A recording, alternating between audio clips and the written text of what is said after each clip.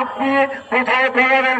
যখন এদেশের জনতা আপনার বিরুদ্ধে আন্দোলন করবে, এদেশের মানুষ ইসলামের বিরুদ্ধে, দেশের বিরুদ্ধে, স্বাধীনতার বিরুদ্ধে যা কিছু হোক না কেউ কিছুই তারা সহ্য করবে না।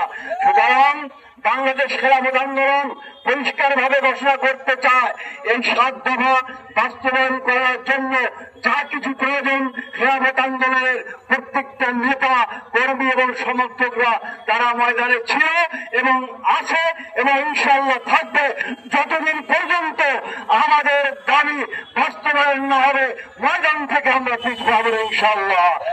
কারণ আমরা ভবিষ্যতে এদেশের এবং জাতির কল্যাণ কামনা করছি। আল্লাহ পাক আমাদের সকলকে দেশ ও জাতির সার্বিক কল্যাণের জন্য কাজ করার তৌফিক দান করুন।